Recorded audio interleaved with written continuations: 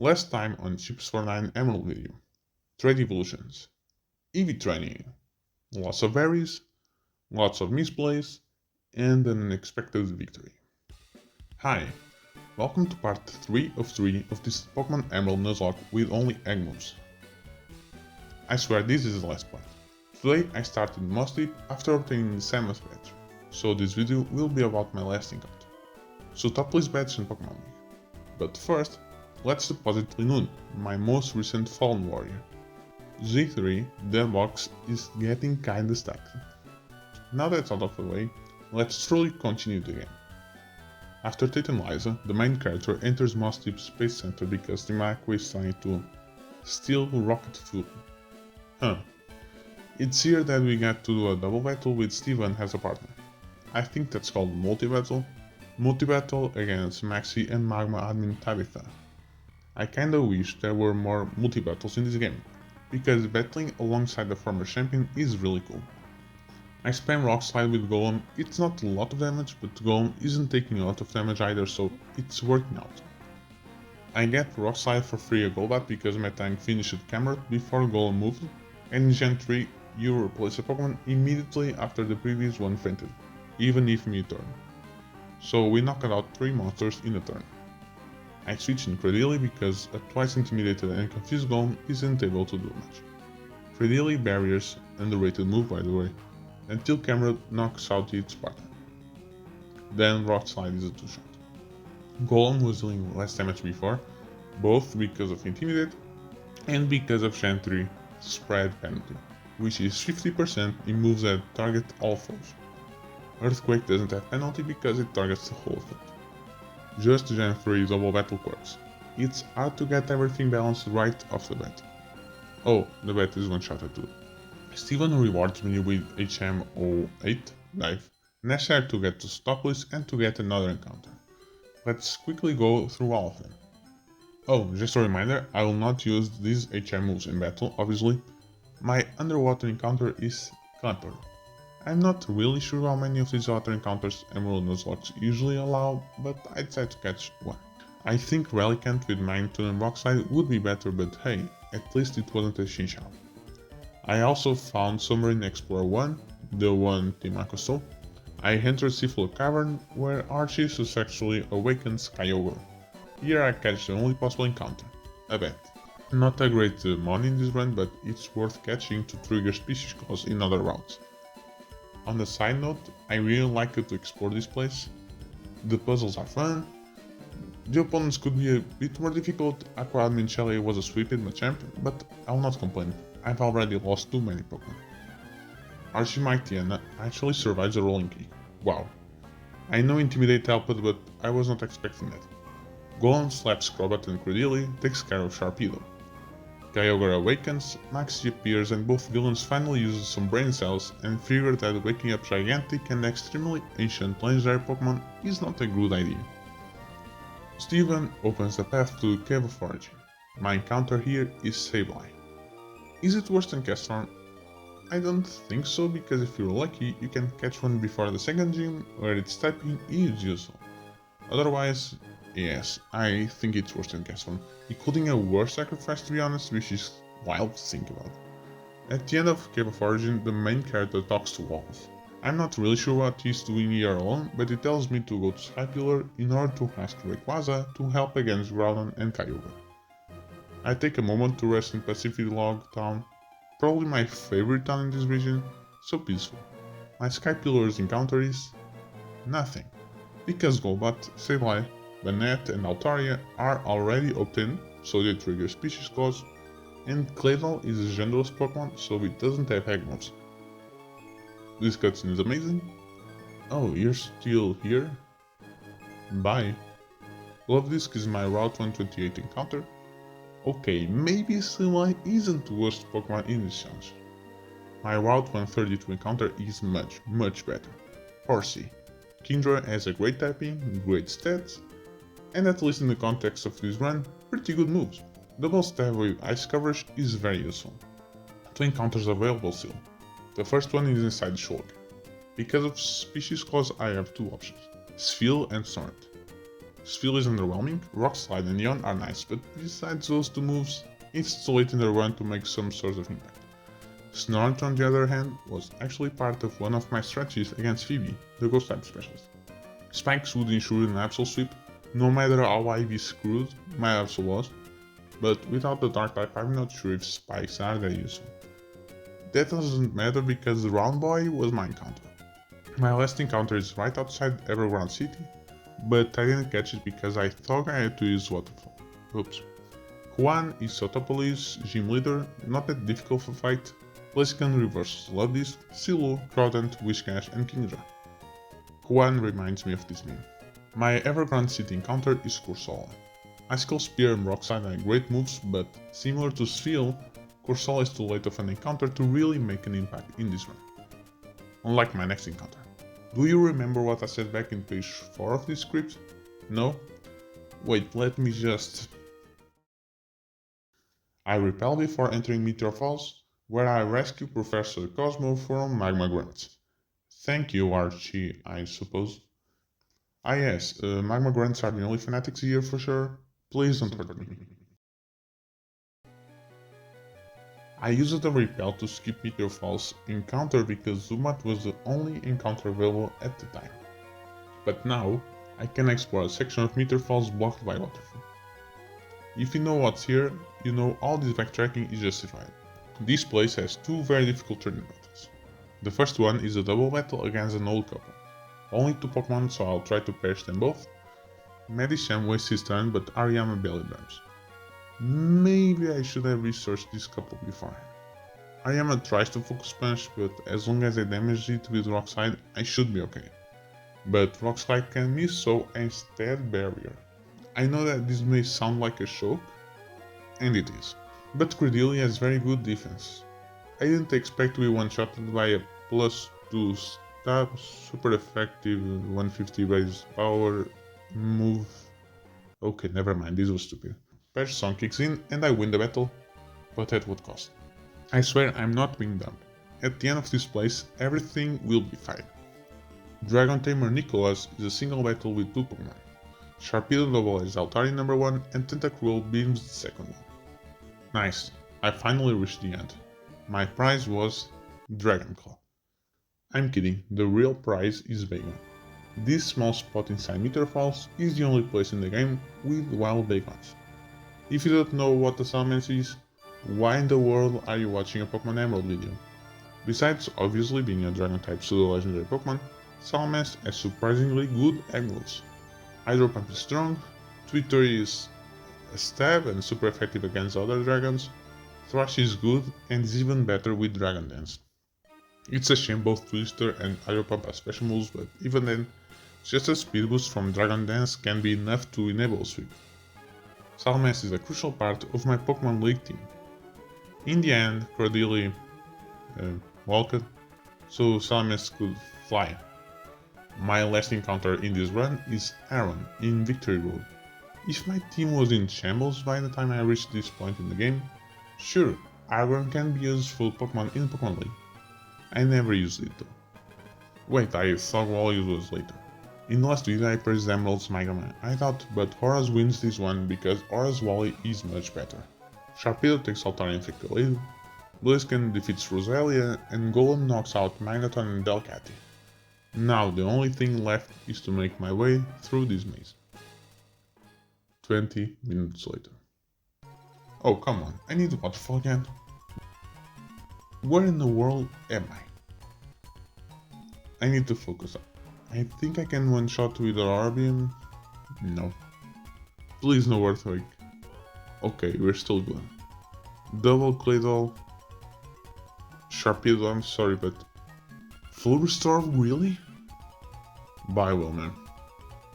Is this a wipe? No, because Claydol is stuck in Skill Swap. Oh yeah, I knew that NPC switch out from Perish Song. Tit and Lazo were weird. Machamp and Golem, I think I need to finish these.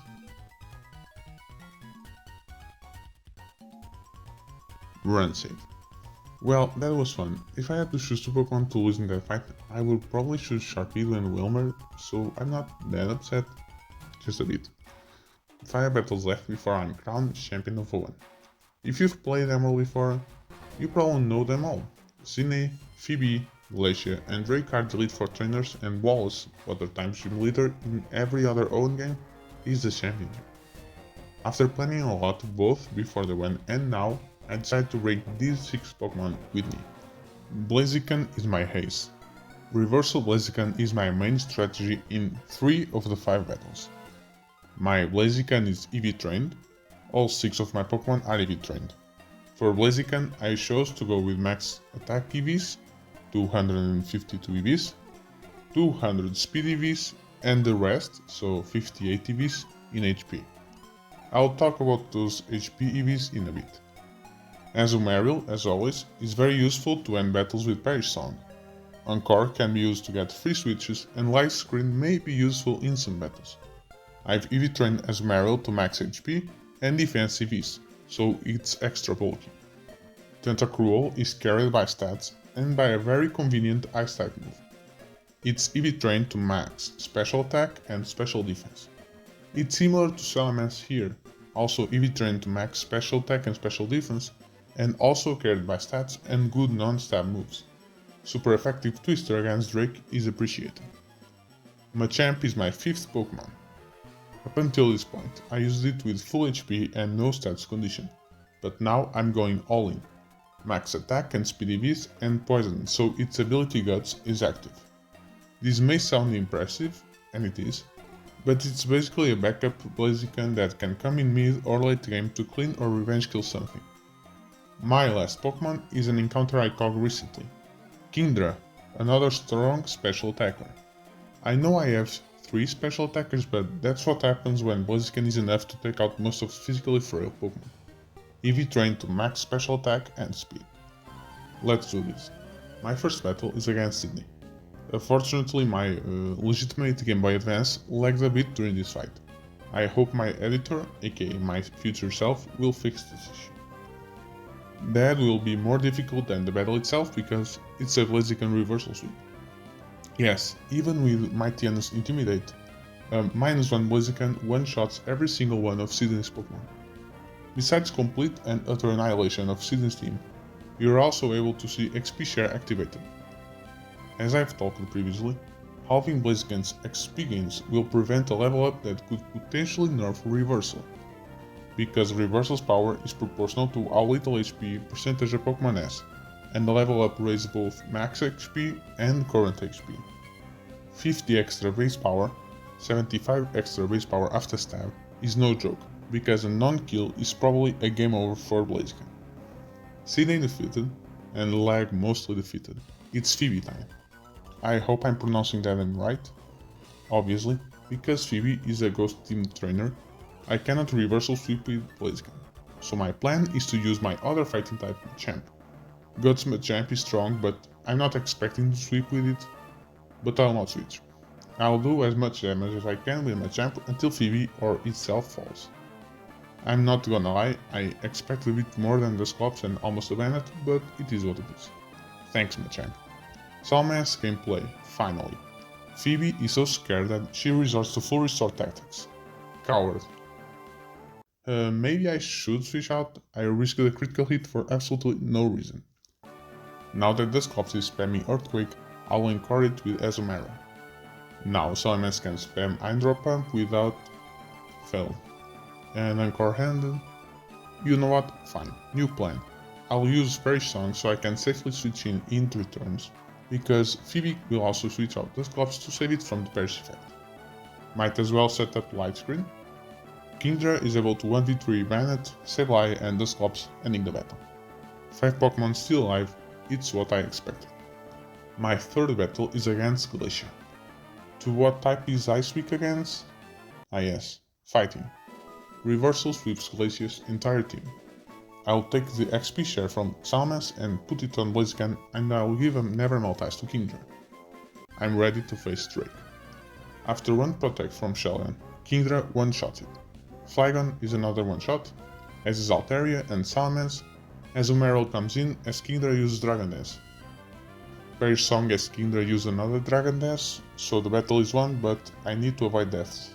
Very easy with Substitute, Even better because Kinder spams status moves instead of attacking. My original plan was to sweep with Alakazam, but apparently Drake is way easier than I thought. Now let's talk about those 58 HP EVs I gave Blaziken. I leveled up in Drake's battle because of XP share. The problem is that I'm planning to use Reversal Blaziken against some of Wallace's Pokemon. It actually doesn't matter too much because 4 in 178 max HP is still max Reversal. But I didn't know how much HP I would gain, so I planned a way out of not maxed 150 base power Reversal in case it happened. Might as well show it, right? To explain this, I'll have to talk about our sponsor, Raid.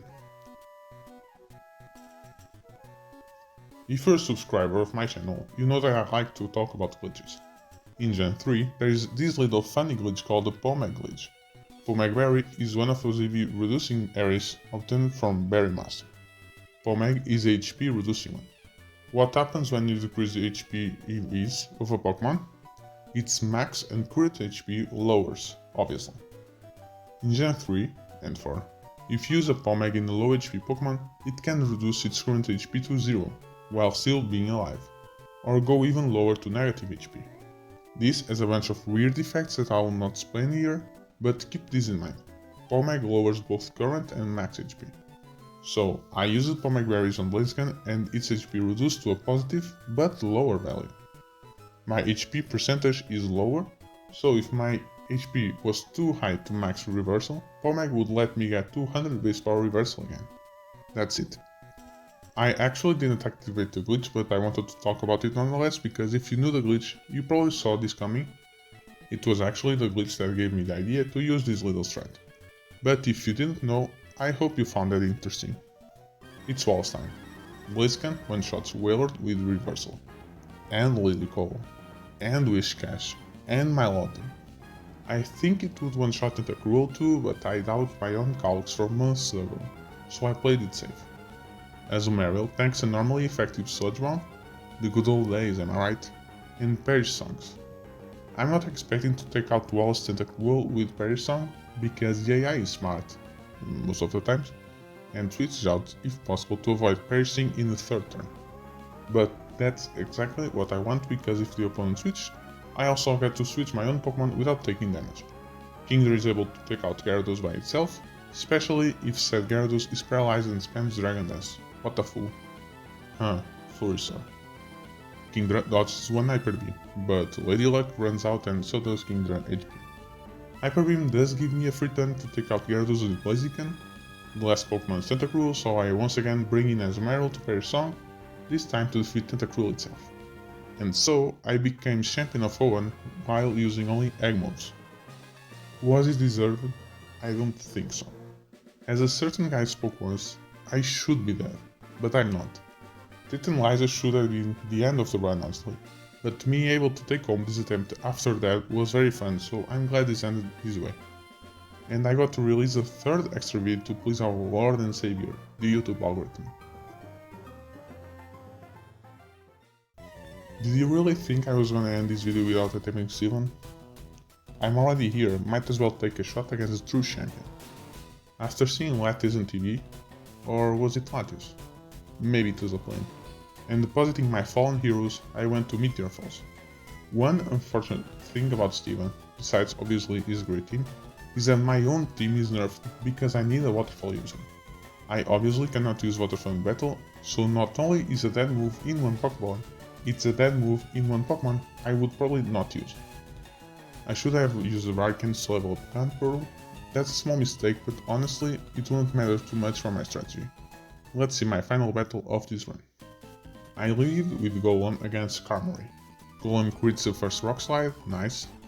Skarmory Toxics, that's cute, great start.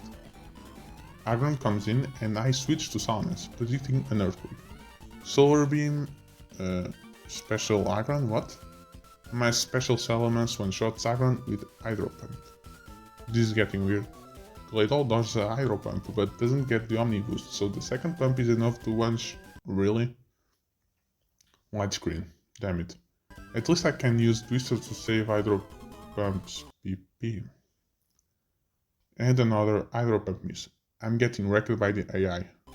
Reflect is awful because it's a direct counter to Blaziken's reversal. I set up to Dragon Dust twice and Thrash Claydol, hoping to take the next Pokemon too. Reflect disappears but Cradily resists Thrash, knocking out Salamence.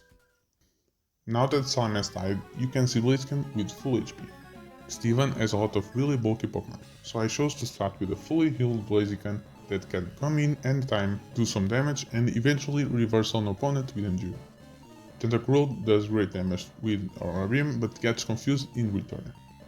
Blaziken takes some damage and knocks out Cradily with two 20 base power reversals, 30 after stab, 60 after super effectiveness. Oh, I'm sorry, I lied. Of course Steven used another full restore. I'm spamming reversal because Cradily will slowly damage Blaziken, boosting reversal. And of course, Ancient Power Omni boosted Cradily. Not unlucky because Steven spams this move, but it sucks nonetheless. I cannot complain too much because Blaziken crits through Cradily's boost, knocking out Steven's 4th mon. Steven's ace is here, Metagross, amazing Pokemon. I endure Metagross Earthquake. This is it. Can Blaziken's reversal one-shot Metagross? The misplay. Now what? I was planning to use Clamperl as a free switch, but now I have to waste it here so I can again endure to a max power reversal. After enduring a Meteor Mash, I select a reversal and...